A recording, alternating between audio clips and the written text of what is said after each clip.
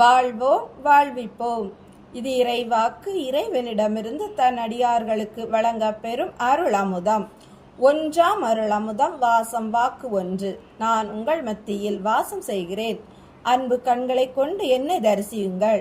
ஆரவாரத்தை அப்புறப்படுத்தினால் மட்டுமே நீங்கள் அமைதியை ஸ்பர்சிக்க முடியும். வாழ்வோம் வாழ்விப்போம். இறைவன் ஞானவெளி மெய்பிரான் ஞான சித்தர் அருளிய கால்தடம் நூலிலிருந்து தலைப்பு இலை சித்தர்.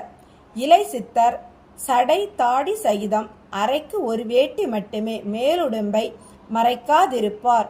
எங்கே தங்கியிருக்கிறார் என்று யாருக்குமே தெரியாது. ஆனால் கரியமாணிக்கபுரத்திற்கு தினமும் விடிகால நேரத்திற்கு சரியாக வருவார். சின்னாற்றை கடந்து வந்த ஈரம் அவர் காலோடு இருக்கும். கொஞ்ச வீடுகளே இருந்த அந்த ஊரில் அவர் காலை மட்டும் வருவதும் அதற்கு பின் எங்கு செல்கிறார் என்றும் யாருக்கும் தெரியாது. யாரும் தெரிந்து கொள்ளவும் அக்கறை காட்டவில்லை. யார் வீட்டு வாசலில் வந்து நிற்கிறாரோ அவர்கள் கொடுக்கும் உணவை உண்டுவிட்டு தன் வேட்டி இடுப்பில் செருகி இருந்த இலைகளை எடுத்து அதில் 2-3 இலைகளை கொடுத்து உண்ண சொல்வார்.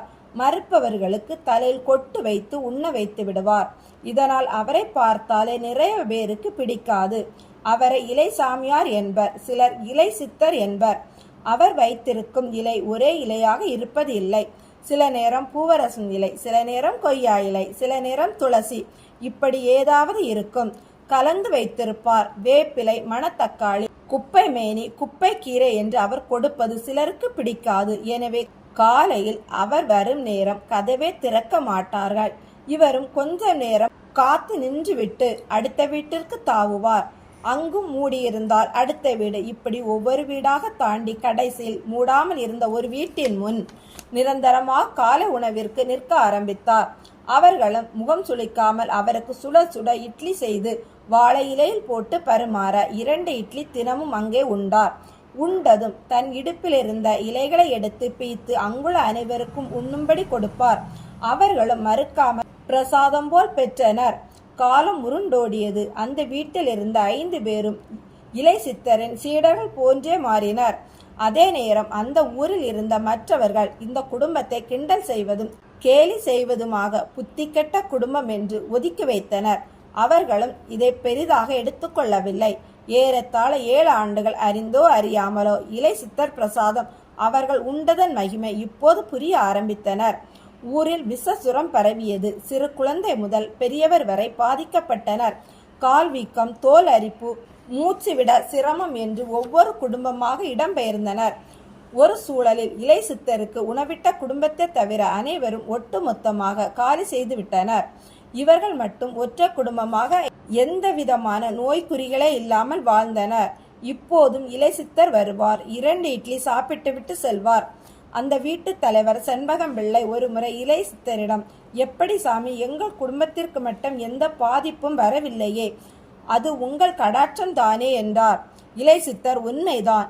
எனக்கு இந்த ஊரே அழிந்து போவது போல் தோன்றியது. காப்பாற்ற நினைத்தேன். அதற்குத்தான் விஷசுரம் அண்டாமல் இருக்க மந்திரித்து இலைகளை கொடுத்து வந்தேன். உடம்பில் விஷ எதிர்ப்பு தன்மை கூட்டி விட்டேன்.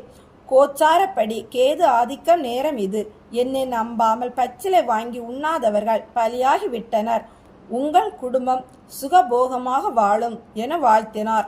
வீட்டில் இருந்த 5 பேரும் அவர் காலில் விழுந்து வணங்கினார். சிரித்து கொண்ட இலை சித்தர், என் பணி முடிந்தது. நாளை உதயத்தில் நான் பெரிய ஆற்றில் ஜலசமாதி ஆகிறேன் என்றார். அனைவரும் பதறிப்போனர். சாமி, நீங்கள் எங்களுக்கு வேண்டும் என்று ஒவ்வொருவரும் முறையிட்டனர். என் தொண்டு முடிந்தது என்றவர் அவர்களை விட்டு நகர்ந்தார். மறுநாள் சூரிய உதயத்தில் பெரிய ஆற்றில் ஜீவசமாதி ஆனார். உதவ வந்தவர்களை நம்பாததினாலே மனிதன் கண்டது நோயும் பிரிவும். வருங்கால கணிதம் தெரிந்தவர்கள் சித்தர்கள். அவர்கள் வழிகாட்டலை தவற விட்டு விடாதீர்கள்.